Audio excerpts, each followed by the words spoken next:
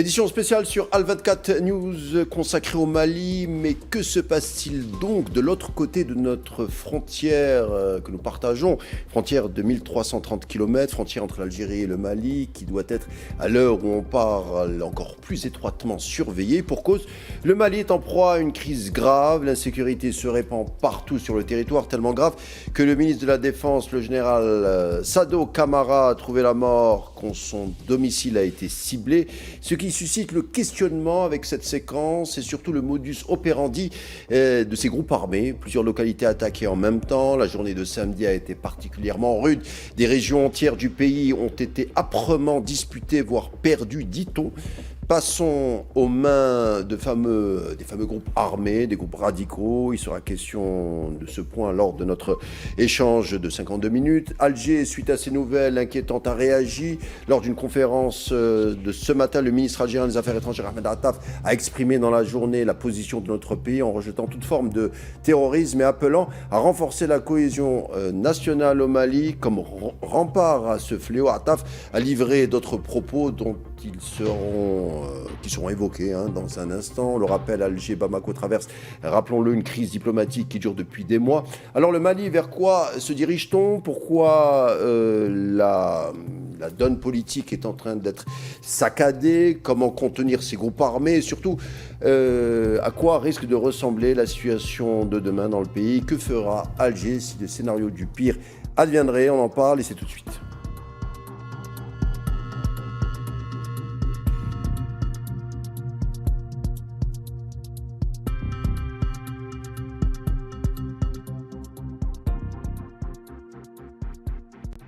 Que se passe-t-il donc au Mali? Comment est-on arrivé à une situation grave où l'insécurité fait peut-être vaciller Bamako? Pourquoi l'armée malienne a du mal à contenir de tels assauts? On en parle avec nos invités du jour. Tout d'abord, il nous parlera, il interagira à partir de Tunis. Il s'agit d'Akram Khriev. Bonsoir. Oui, bonsoir, merci pour l'invitation. Toujours un plaisir, Akram Khriev. Alors, vous êtes journaliste, spécialiste des questions de défense et de sécurité. Merci d'être des nôtres.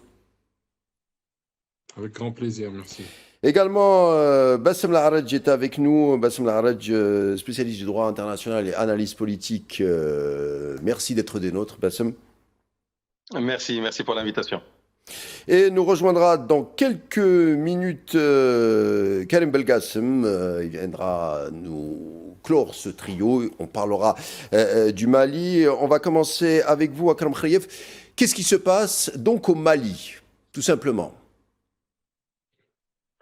Donc le 25 avril dernier, donc il y a 2 jours à 5 heures du matin, il y a eu une offensive surprise qui a touché pratiquement l'ensemble du Mali, de son nord à son sud, avec une sorte de frappe de décapitation contre les dirigeants maliens qui se trouvent dans la petite ville de Kati, qui est une ville garnison qui se trouve à quelques kilomètres de la capitale Bamako. Plusieurs explosions ont été entendues, dont une qui a coûté la vie au ministre de la Défense. On parle aussi du chef des services de renseignement qui aurait été gravement blessé ou tué, et la même chose pour le chef d'état-major. Donc, plusieurs explosions, l'infiltration d'individus armés portant des tenues de l'armée malienne, et à la fin, une tentative d'assaut aussi sur la capitale qui a été repoussée. Par contre, plus au nord, on a le Front de libération de l'Azawad qui a attaqué plusieurs villes qui étaient tenues par les forces armées maliennes depuis 3 ans maintenant, et les a repris, notamment la plus importante, Kidal, qui est un peu la capitale de la rébellion Touareg depuis 2005. Akram Khayef, on va parler dans un instant de la situation malienne qui inquiète Alger. Les jours derniers ont été traversés de violences, surtout samedi. Les villes de Bamako, Gao, Kidal, Sévari ont été traversées de vives tensions. On parle de combats à la périphérie. On essaiera d'en savoir plus dans un instant. Mais l'armée malienne, elle, parle de situation sous contrôle. Akram Khayef, est-ce que ces attaques sont inédites? Est-ce que vous confirmez la situation exceptionnelle que traverse le pays en termes d'insécurité? En termes de grandeur, d'échelle, c'est assez inédit, mais on a eu quand même l'été dernier un épisode très violent qui était le blocus de Bamako. Il y a eu aussi juste avant le même type d'offensive qui avait été lancée contre de nombreuses villes de l'ouest, de l'extrême ouest malien qui étaient jusque-là plus ou moins épargnées et donc qui a fini par couper la capitale de la Mauritanie et du Sénégal et gêner énormément les approvisionnements en denrées alimentaires et en carburant dans l'ensemble du Mali. Donc, ce n'est pas inédit, mais ce qui est inédit cette fois, c'est cette combinaison entre les forces de libération de l'Azawad et le groupe terroriste Jabhat Nusrat al-Islam ou les Muslimines, Jenim, et c'est une première où l'on voit ces deux groupes s'allier pour mener ensemble, en coordination, de tels types d'assaut sur des villes au Mali. Bassem El-Araj, le Mali traverse donc une période de saccades, de violence, de vive violence. La capitale, Bamako, notamment le camp militaire de Kati. Kati, c'est le fief historique du pouvoir. On a signalé des accrochages, des frappes planifiées. Gao, métropole du nord-est, où l'armée malienne assoit une sorte de nœud stratégique, de verrou stratégique qui a été aussi attaqué. Cela interpelle, puisqu'on a affaire à des groupes armés qui savent frapper et qui frappent fort. Oui, oui, effectivement, là, on a assisté à une attaque, comme ça vient d'être dit, assez exceptionnelle, qui a ciblé plusieurs villes en même temps sur le territoire malien, avec deux villes symboliques, qui est Kati et Kidal. Et on a vu que finalement, la stratégie adoptée par les groupes rebelles du FNA, donc les forces de libération de l'Azawad, plus le JNIM, se base sur des tactiques d'attaque rapide avec des moyens assez faibles, je dirais, en matière de matériel lourd. Et bien principalement via des motos et des camionnettes assez légères, donc ce qui leur permet finalement d'attaquer rapidement et de se retirer finalement assez vite aussi du champ de bataille, ce qui a permis finalement de causer des coups énormes en termes de pertes pour les forces maliennes.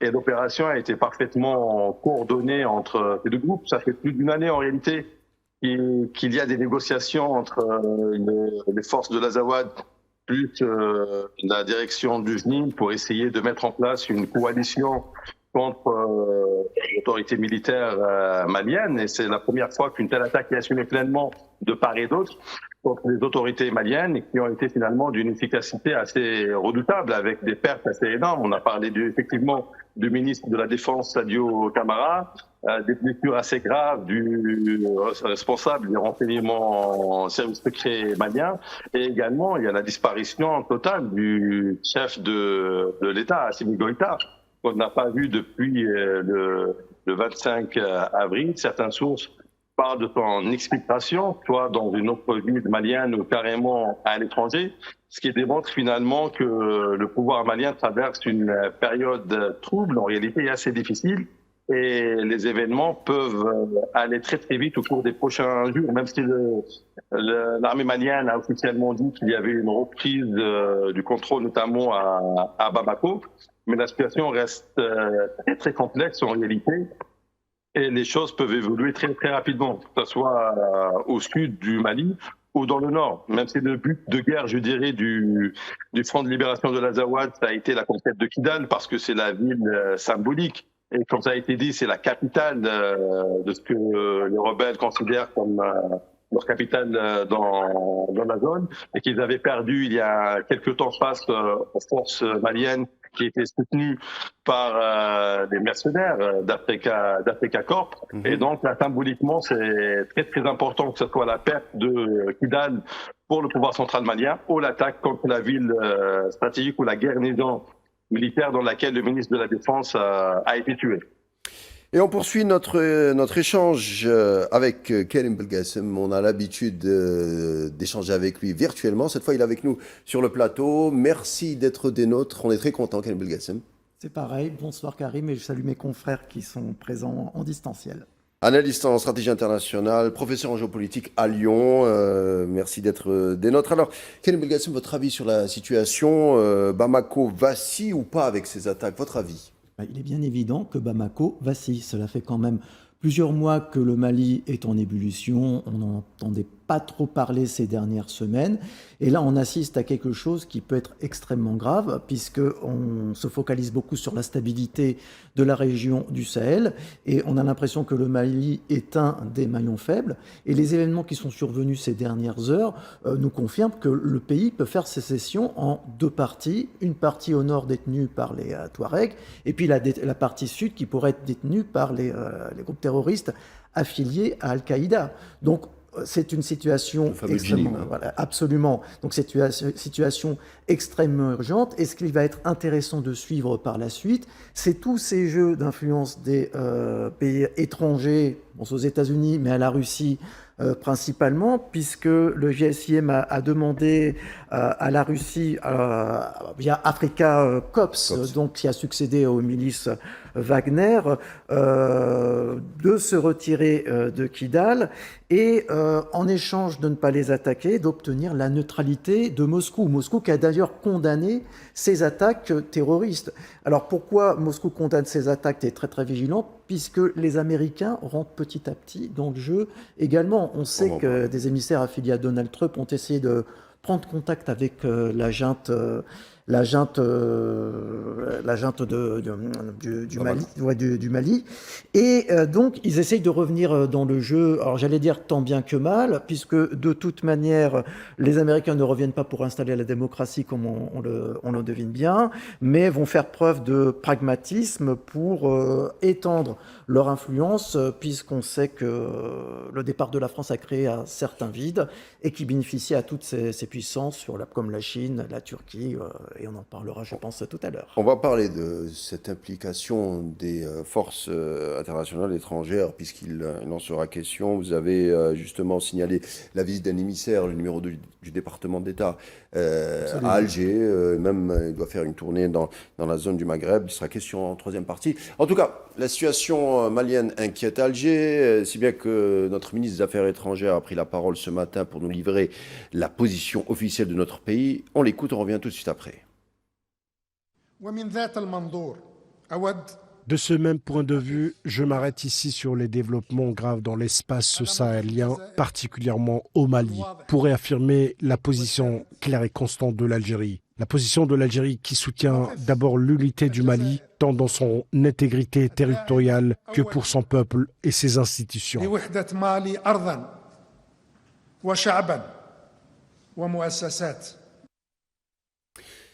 Alger prône une solution politique préservant l'unité et l'intégrité territoriale du Mali. Akram Khrief, si Ahmed Attaf insiste sur ce point, c'est-à-dire l'intégrité territoriale du Mali, suite aux attaques armées de ces derniers jours, n'est pas anodin.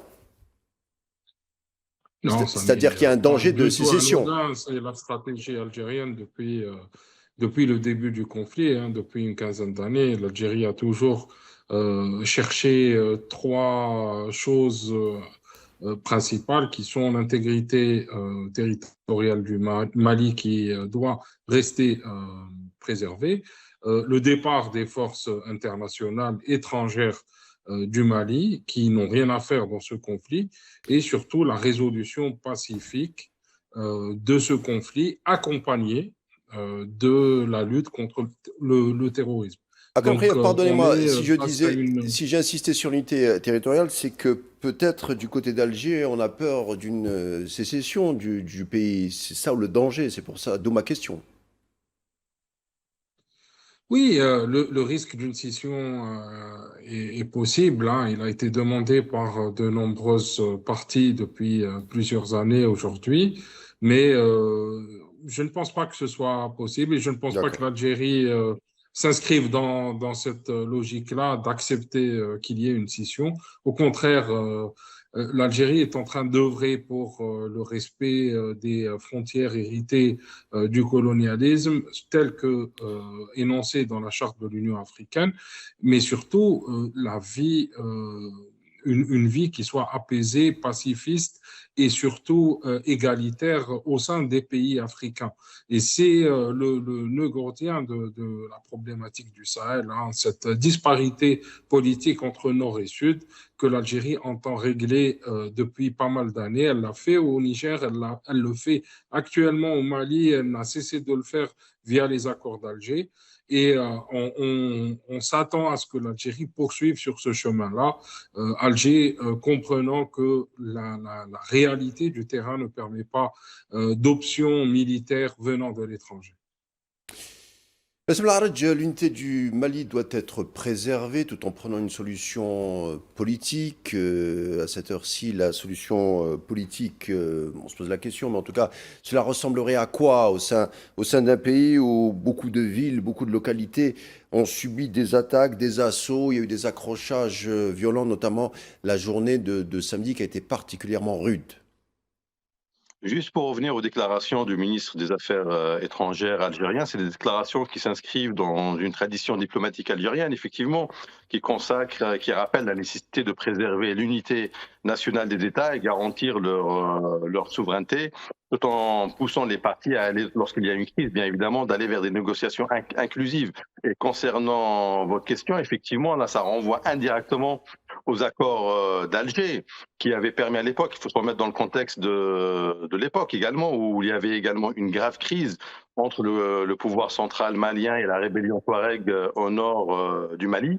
Et via la médiation algérienne qui a poussé et qui a finalement réussi à pousser les différentes parties à adopter un dialogue inclusif, hein, qui intégrait l'ensemble des parties prenantes au Mali pour essayer de trouver un compromis, un accord qui puisse finalement satisfaire l'ensemble des parties, qui sort de cette rhétorique qu'on a vue aujourd'hui avec le nouveau pouvoir, un putschiste malien, d'une rhétorique guerrière qui cherche à régler toutes les difficultés qui se posent au Mali par la voie de la force et la voie militaire, et qui montre, on le voit d'une manière flagrante aujourd'hui, son inefficacité, puisque la crise malienne est une crise multidimensionnelle, et ça renvoie à la politique algérienne dans la zone qui appelle un dialogue inclusif. Et donc la solution pour le Mali, je pense, c'est dans ce cadre-là qu'il faut la chercher, d'un dialogue inclusif qui concernera l'ensemble des partis. Bon, il y a également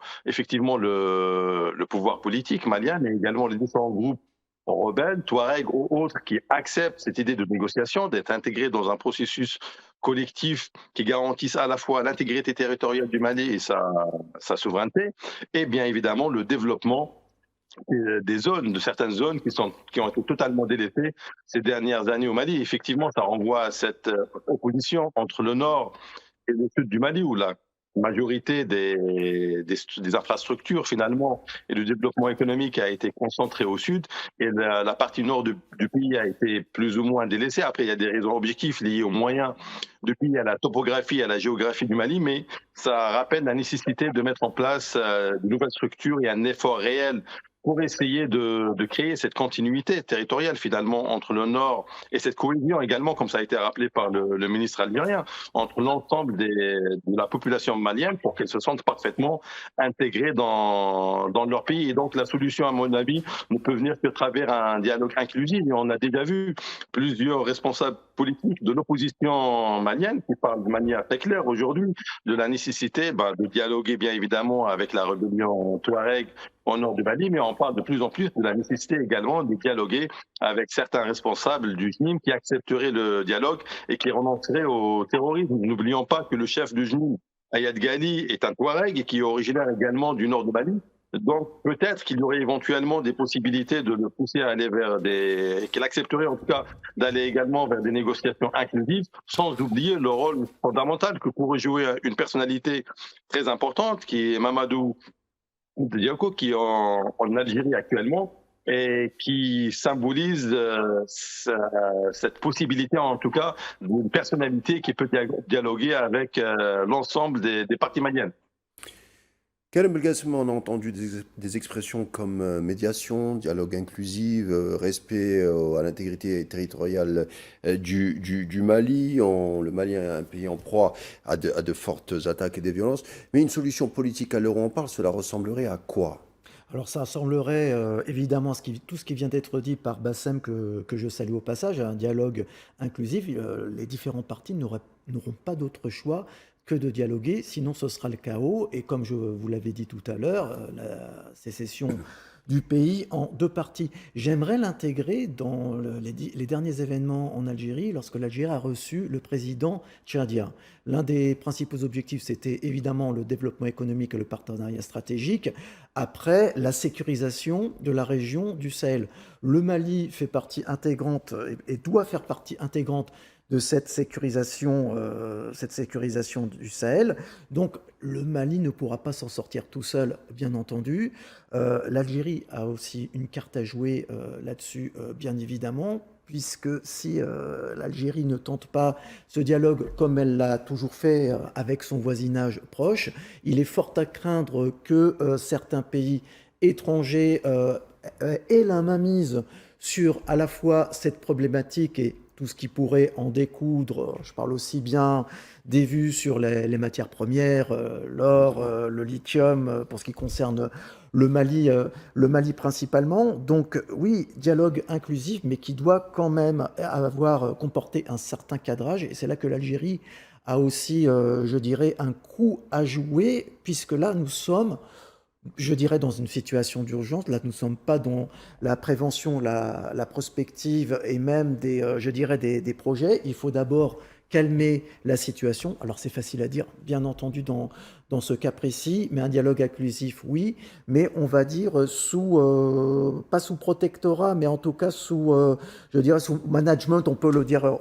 dire comme ça, et sous supervision d'un pays comme l'Algérie qui, je dirais, qui tient énormément à son voisinage propre, puisque l'Algérie a l'expérience en la matière en termes de déstabilisation et de terrorisme.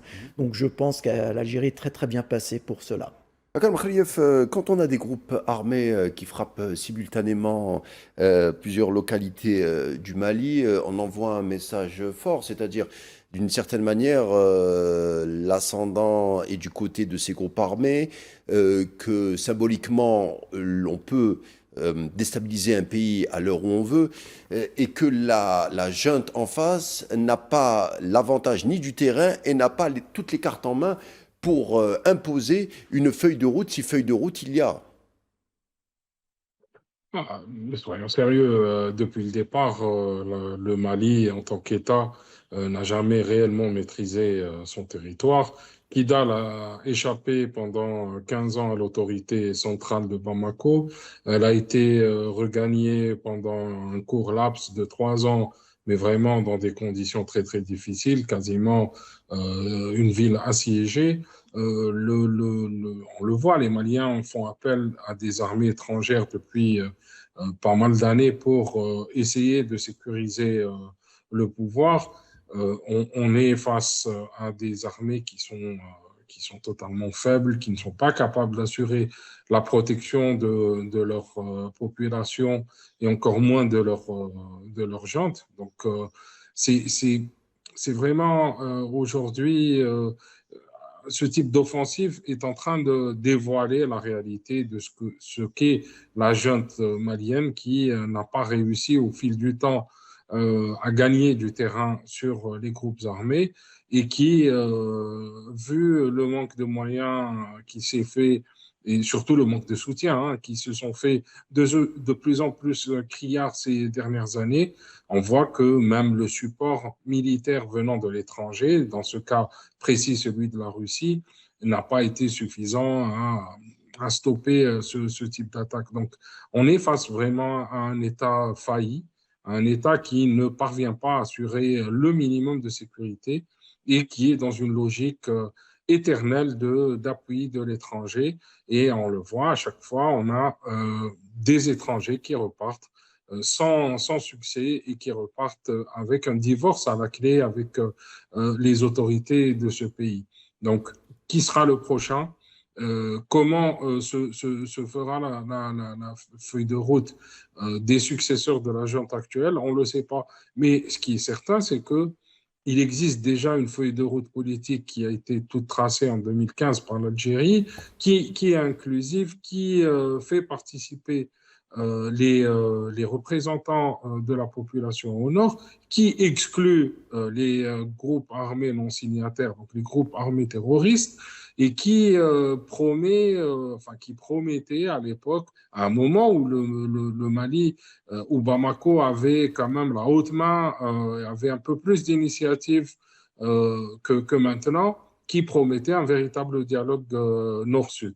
Aujourd'hui, avec une reprise en main des choses par les groupes du Nord, ça va être très, très difficile de se voir concrétiser ça. Et il est de l'intérêt des Bamakois, donc de la junte au pouvoir, de revenir à l'esprit des accords d'Alger, parce que c'est véritablement le dernier filet de sécurité pour cette junte. On revient justement avec d'autres éléments pour poursuivre notre discussion, notre échange au sujet de l'insécurité, l'abcès insécuritaire qui prévaut au Mali, qui traverse tout le pays. Juste après cette petite pause publicitaire, à tout de suite.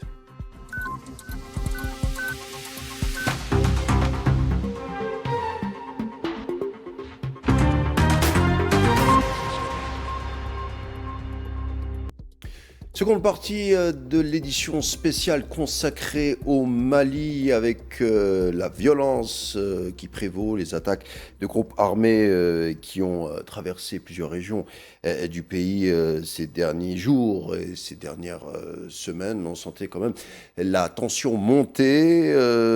Akram Rif nous disait avant la coupure publicitaire que ce qu'on observe aujourd'hui est un énième épisode de plusieurs saccades où l'insécurité a montré plusieurs visages. Le pouvoir central à Bamako a été menacé à maintes reprises. C'est vrai, c'est difficile de sécuriser un pays comme le Mali. Il y a des régions très spacieuses, arides, des frontières très grandes, larges, importantes, poreuses surtout.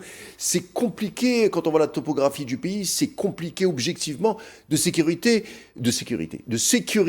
un tel pays comme le Mali. Qu'est-ce que vous en pensez, Bassem Laraj? C'est-à-dire objectivement, quelle que soit la donne politique au pouvoir, on a très peu de moyens, ou il faudrait en tout cas des moyens très très importants pour asseoir une sécurité dans un pays aussi large que le Mali, et désertique aussi. Aussi, effectivement, ce que vous venez de dire est tout à fait juste, dans le sens où la superficie du Mali, sa topographie, mais également le sous-équipement, en réalité également de l'armée malienne, contribue finalement à cette faiblesse structurelle de l'État malien à contrôler l'ensemble de son territoire. Et cette situation est d'ailleurs aggravée, comme on l'a dit auparavant, par cette crise politique et de confiance d'une partie de la population malienne vers le gouvernement central, situation qui ne peut que favoriser en réalité l'émergence de pouvoirs locaux rivaux au pouvoir central, d'une remise en cause finalement de l'autorité étatique et de l'apparition finalement de groupes criminels, terroristes qui vont profiter finalement de la faiblesse de l'État pour finalement s'imposer dans les différentes zones qu'ils contrôlent. Et c'est la raison pour laquelle on a vu ces dernières années se développer le terrorisme effectivement dans le pays, mais également une criminalité à grande échelle. Donc finalement, qu'il y a des connivences également avec les groupes terroristes qui profitent de cette situation pour je dirais, pour développer une économie parallèle face à celle de l'État, pour se financer leurs activités. Une économie parallèle qui inclut une partie de la population locale, finalement, qui les pousse à plus ou moins accepter ces groupes, et tout ça, finalement, contribue à la faillite de l'État et à l'autorité de l'État de l'État central. Et donc, elle est nécessaire effectivement pour le Mali, le futur Mali, je dirais, le futur gouvernement, de renforcer cette cohésion et cette unité nationale à travers une meilleure formation des forces armées, qui soient plus inclusives également. Parce que souvent, on a reproché également à l'armée malienne d'exclure une partie de la composante ethnique du pays, notamment pour les plus hauts grades.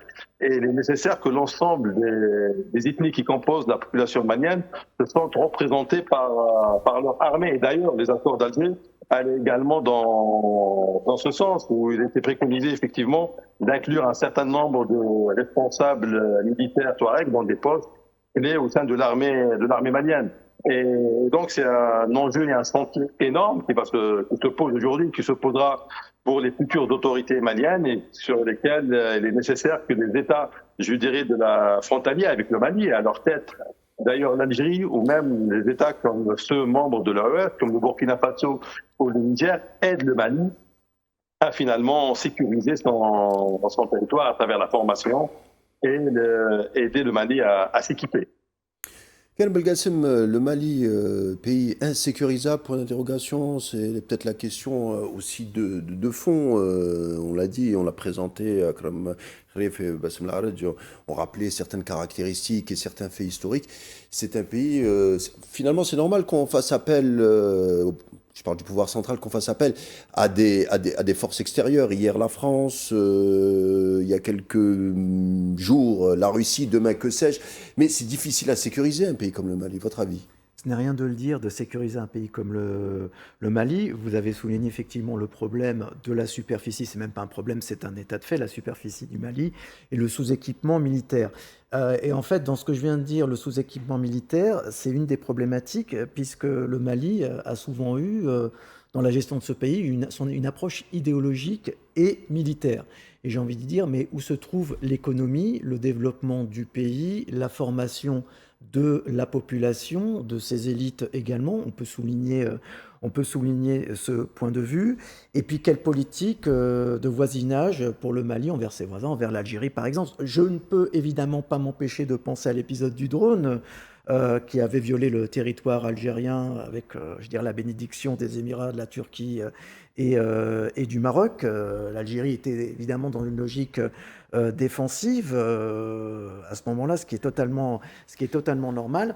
Mais ce serait un suicide économique pour le Mali de se couper économiquement, et pour tous les pays sahéliens, de se couper économiquement des capacités que pourrait fournir l'Algérie, justement. Donc c'est un problème complexe qui ne va pas se régler en quelques mois, bien entendu. Il faut juste espérer, sans être naïf ou utopique, que ce qui a été produit récemment avec le Tchad, on puisse le faire avec le Mali, même si comparaison n'est pas raison. C'est une problématique totalement différente, mais on ne peut, je dirais, fermer les yeux ou fermer le rideau sur le Mali, puisque nous sommes concernés. Alors évidemment, sans faire de l'ingérence, parce que ce n'est pas le genre de l'Algérie de faire cela, mais l'Algérie a toujours voulu, et le fait, faire une politique gagnant-gagnant avec son voisinage principalement. L'Algérie se veut la porte de l'Afrique et du Sahel. Son expérience en la matière et puis sa politique de prévention peut être une aide, mais ça prendra énormément de temps, ça on en est quasi certain. Akram Khrif, bon, il est encore peut-être trop tôt pour le dire, mais cette junte militaire malienne avec cette insécurité qui frappe pas mal de régions dans le pays, est-ce que l'heure du bilan a sonné? Est-ce qu'on peut parler d'une première étape d'échec, ou est-ce qu'on peut dire que c'est l'échec qui est en train d'aussi se formaliser avec ce qu'on est en train d'observer en termes d'insécurité au Mali? Oui, c'est clairement une forme d'échec qui s'exprime par ce qui s'est passé hier et avant-hier à Bamako notamment, mais c'est aussi le moment de changer les choses pour la population malienne. Vous savez, le Mali est en train de connaître une très grande, très forte répression des libertés de manière générale. Il y a eu une suspension des activités politiques depuis pas mal de temps maintenant. On a inscrit dans la durée cette transition qui devait être une transition de 1 à 2 années. On en est à pas mal d'années maintenant, on est à 5 ans. Donc, et en contrepartie, cette junte militaire s'est abreuvée d'un discours nationaliste, paranoïaque, qui a accusé, invectivé pas mal de voisins, notamment l'Algérie, la Mauritanie, le Sénégal et, et même la Côte d'Ivoire. Donc on est en train de voir que c'est une junte qui est à bout de solutions, à bout de souffle, et qui ne peut aujourd'hui que présenter ou bien de l'ultraviolence à sa population, mais aussi aux groupes rebelles et aux groupes terroristes, ou bien s'ouvrir à des alternatives politiques et à un dialogue national. Et je suis plutôt enclin à ne pas croire que ce qui reste de la junte aujourd'hui soit capable de cette maturité d'esprit de vouloir un changement politique dans le pays ou d'ouvrir le dialogue. Et ils ont poussé le bouchon un peu trop loin avec la création notamment de l'AES, de l'Alliance des États du Sahel, et la construction de toute une narrative autour d'un pseudo-panafricanisme, d'une pseudo-lutte contre le néocolonialisme, qu'aujourd'hui, ça va être très, très difficile de faire machine arrière pour cette junte, mis à part en disparaissant tout simplement. Même question, large, peut-être posée différemment. Est-ce que la junte malienne est face à un tournant? Oui, je pense là, on voit clairement l'échec de sa stratégie du tout sécuritaire qui a été adoptée avec l'arrivée de cette junte militaire et qui a été illustrée par la remise en cause des accords d'Alger en pensant que le recours purement à la force allait régler un problème qui était en réalité un problème multidimensionnel. Et donc la junte a multiplié les fronts en même temps, donc ce qui a finalement conduit à cet échec qu'on voit aujourd'hui, qu'on avait déjà vu auparavant en réalité, avec le blocage qui a ciblé la capitale Bamako il y a quelques mois, qui était mené par le JNIM. Et donc effectivement, la junte est dans cette logique, je dirais, du tout sécuritaire, qui arrive à bout de souffle. Et je pense que c'est vrai, il sera très difficile pour quelqu'un comme Assimi Goïta de faire mea culpa et revenir sur cette politique. Et donc, finalement, risque d'aggraver la situation, mais on ne peut pas exclure finalement peut-être un changement de régime de l'intérieur, finalement qu'il y a une remise en cause du pouvoir de Goïta et l'arrivée à la tête du Mali de militaires au sein de cette junte qui soit plus ou moins ouvert au dialogue. Il ne faut pas oublier qu'au cours des derniers mois, on a vu une véritable purge qui a ciblé l'institution militaire malienne en raison du fait que certains militaires maliens n'étaient pas nécessairement d'accord avec cette politique qui finalement conduisait le Mali droit au mur. Donc il y a cette possibilité une évolution de l'intérieur qui pourrait permettre finalement peut-être le lancement d'un dialogue global inclusif en faisant appel, bien évidemment, à l'opposition malienne qui se trouve aujourd'hui à l'étranger, que ce soit en Europe ou même en Algérie, comme je disais, avec le Cheikh Déco, et entamer un véritable dialogue qui puisse mener le Mali à stabiliser la situation et finalement lancer un processus politique qui puisse mener finalement à la fin des violences. Et dans ce cadre-là, je dirais que l'Algérie a un rôle très très important à jouer en tant que médiateur historique. Depuis très très longtemps, l'Algérie joue ce rôle, même avant 2015, elle était derrière la signature de plusieurs accords de paix concernant les différentes rébellions qui ont touché le Mali. Et donc, je pense que l'Algérie a un rôle fondamental également à jouer dans ce pays en raison de la profondeur stratégique que le Mali représente pour l'Algérie, des liens historiques et fraternels qui unissent les deux pays, et je pense également le capital confiance que beaucoup de Maliens ont envers l'Algérie pour jouer ce rôle de médiateur qui puisse mener le Mali progressivement vers la stabilité. Karim Belgassem, c'est peut-être aussi l'échec du tout sécuritaire avec, on se rappelle la feuille de route d'Alger en 2015, où Alger parlait du long terme en parlant du développement. Seul le développement pourrait peut-être endiguer l'insécurité et amener peut-être des jeunes, des hérités, peut-être les réintégrer dans des chaînes économiques. Et quand on travaille, dit simplement, quand on a un emploi, on pense moins au radicalisme, au moins au nihilisme. Alger, on le voit en tout cas, avait vu sur le long terme, mais le tout sécuritaire a échoué aujourd'hui. Absolument.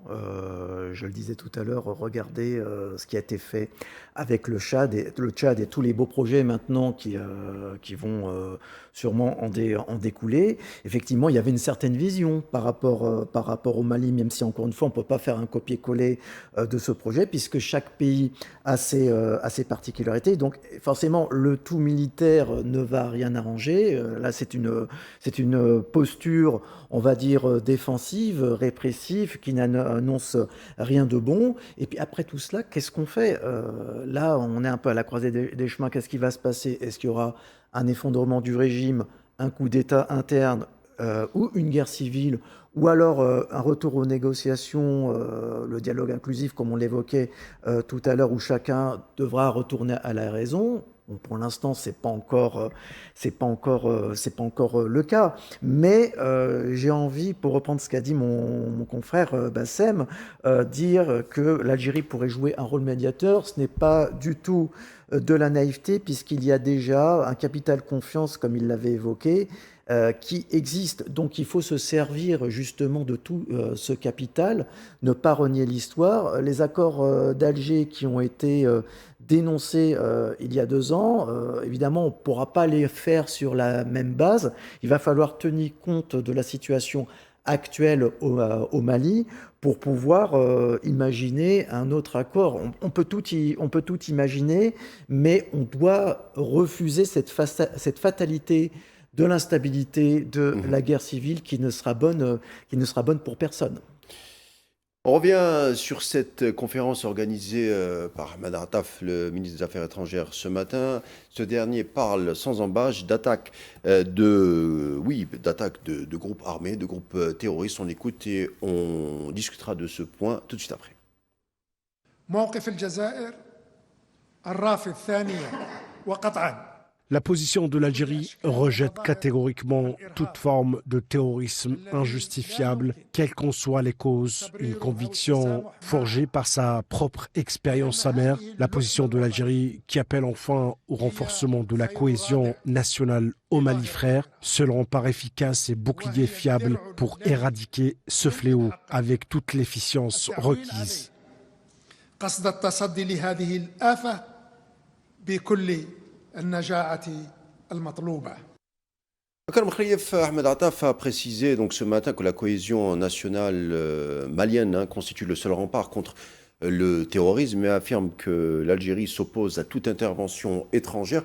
Pourquoi notre premier diplomate juge-t-il utile de préciser ce point, à votre avis? C'est-à-dire, il met en garde toute intervention étrangère. Tout simplement parce que l'Algérie considère depuis très longtemps que l'intervention étrangère est en fait est terroristogène. C'est elle qui, en partie, est en train de créer le terreau du terrorisme et des actions religieuses radicales dans ce pays-là. Donc, on a eu pendant assez longtemps une présence européenne et occidentale qui a attiré de nombreux, on va le dire, djihadistes qui, au nom du djihad et de la lutte contre la présence d'apostats, se sont répandus dans le Mali. On a eu ensuite les Russes qui sont venus à travers Wagner, ensuite avec l'Africa Corps, pour jouer le même rôle. Donc, celui d'aimant un djihadiste dans la région. Et donc, en disant ce qu'il a dit, Ahmed Attaf souligne aussi quelque chose de très important qui est les étrangers sont un facteur de déstabilisation de la région et sont un justificatif de ce type d'action terroriste. Lorsqu'il parle du refus de l'Algérie de voir des actions terroristes, c'est tout à fait en son honneur, car ce qui s'est passé à Kati, l'action contre le ministre de la Défense, est une action terroriste, c'est un attentat à la bombe, donc c'est quelque chose qui est tout à fait condamnable. L'Algérie est tout à fait claire sur ce point-là, qu'elle est contre cette méthode et qu'elle réprouve l'usage de la force et qu'elle appelle à ce qu'il y ait un retour à un dialogue nord-sud. La problématique aujourd'hui, c'est que la junte a fait en sorte qu'elle soit elle-même en otage de puissances étrangères et qu'elle le restera pour très longtemps parce qu'elle manque de moyens, y compris financiers, pour construire une armée solide et surtout crédible et conquérir son propre pays. Et son autre souci, c'est qu'elle est otage d'une narrative qui est très, très radicale et qui justifie l'usage aussi de la force de manière disproportionnée contre les civils, qui peut aussi être, aux yeux de l'Algérie, une forme de terrorisme. On a on le rappelle, des centaines, voire des milliers de réfugiés venant du Nord Mali qui ont été victimes de frappes de drones anarchiques, d'exactions commises par les Russes et par l'armée malienne. Et donc, on est face à un terrorisme multidimensionnel.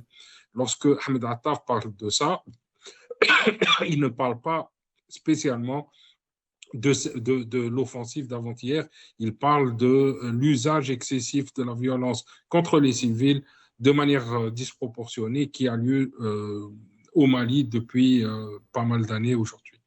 Le contexte régional, bien sûr, il y a le Mali, mais il y a aussi certains pans du Burkina Faso et ailleurs. Le contexte régional est en ébullition. Cette zone du Sahel est difficilement sécurisable, entre guillemets. Cette crise malienne, en tout cas, coïncide avec la visite de Christophe Landau à Alger il y a quelques heures. C'est le numéro 2 du département d'État américain, adjoint de Marco Rubio. Il effectue une visite de 5 jours dans la région, après celle de Massad Boulos, c'était en janvier dernier. On va forcément évoquer le cas du Mali entre Algériens et Américains, Bassem Larraj.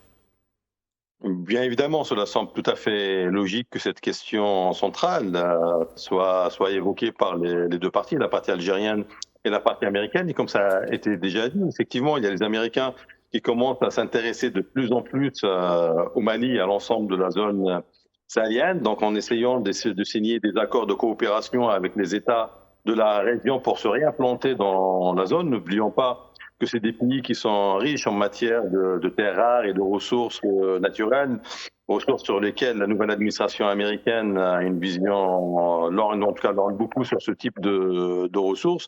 Et donc c'est tout à fait évident en réalité que cette question soit abordée avec les autorités algériennes, sans oublier également le rôle central de l'Algérie dans cette zone maghrébo-sahélienne, où l'Algérie, qui est le plus grand pays de la région, qui est la première puissance militaire, donc qui a tous les atouts de la puissance pour jouer un rôle central de stabilisation dans la région, et il est tout à fait normal qu'elle soit consultée pour les problématiques sécuritaires qui se posent dans la région, que ce soit au Mali ou ailleurs, même en Libye.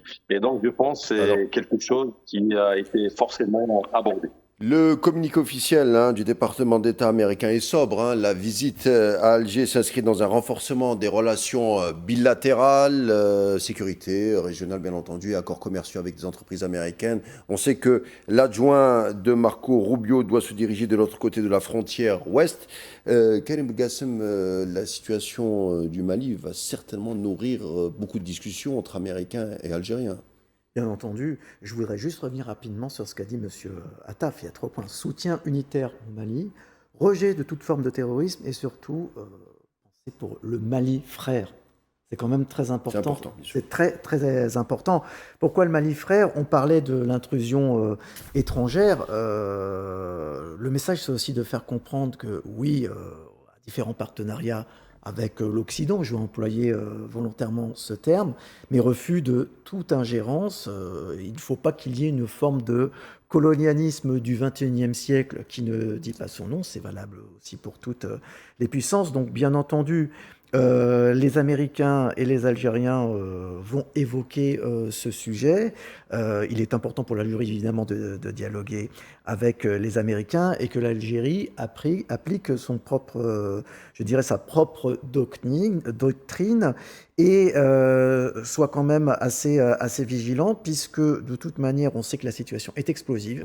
On a l'impression qu'il y a du feu et on peut verser du kérosène là-dessus. Donc, effectivement, la prudence est de rigueur. Donc, c'est une visite qui tombe bien. Ce qui tombe bien finalement, aussi bien pour l'Algérie que pour le Mali. Je pense que la diplomatie algérienne va faire le nécessaire. Elle le fera très bien comme elle sait si bien le faire. Merci Karim Belkacem, on arrive à la fin. Vous êtes donc analyste en stratégie internationale et professeur à Lyon. Merci d'avoir alimenté les échanges et je vous dis à bientôt. Merci à vous Karim. Je remercie également Bassem Larredj, spécialiste en droit international et analyste sur les questions aussi internationales. Merci d'avoir été des nôtres, Bassem Larredj. Merci Karim. Akram Khrieff, qui est intervenu à partir de Tunis, spécialiste des questions sécuritaires et de défense. Toujours un plaisir d'échanger avec lui. Je lui dis un grand merci et surtout à bientôt. Merci à vous. À bientôt. Au revoir. L'édition spéciale consacrée au Mali se conclura ici. Merci de nous avoir prêté attention. Je vous laisse avec la suite des programmes sur Al 24 News. Si on se donne rendez-vous dans une demi-heure pour l'échiquier international.